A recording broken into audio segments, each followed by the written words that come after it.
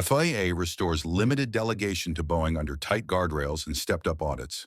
The FAA is handing back limited authority to Boeing to issue airworthiness certificates for certain 737 MAX and 787 jets, with stricter oversight than before. Tonight, we break down what limited really means, how delegation works, and why this cautious step matters for airlines waiting on deliveries and passengers watching safety headlines. After months of direct FAA issuance and close supervision, the agency will allow Boeing to resume certifying airworthiness for a subset of aircraft that meet predefined quality gates. The FAA emphasized 3 points. First, a narrow scope. This is not a blanket return to old practices.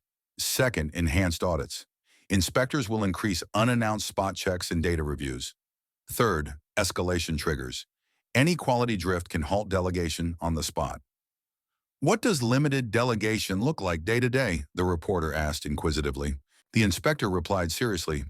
Boeing fills out the paperwork and signs the certificate, but the FAA is standing behind them with checklists, data pulls, and authority to yank the keys if metrics slip.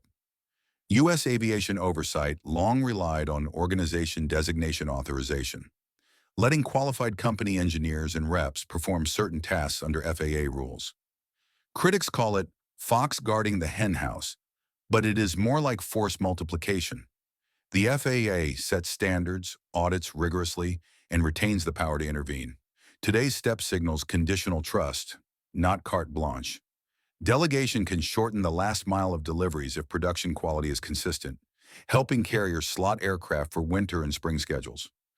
If wide-body 787 handovers normalize, carriers can finalize long-haul expansions and aircraft retirement plans. A steadier flow of new jets supports maintenance rotations, reducing operational pinch points. How quickly does this help your schedule? The reporter asked inquisitively. Weeks to months. Delegation greases the path, but the bottleneck is repeatable quality. We plan conservatively until we see rhythm, the planner replied cautiously. Boeing still must prove that process controls are sticky across lines and shifts, that supplier quality is monitored end-to-end, and that employee speak-up mechanisms work without retaliation. Third-party audits, digital traceability, and tighter defect analytics are now part of the company's safety branding as much as its manufacturing reality. What is the non-negotiable?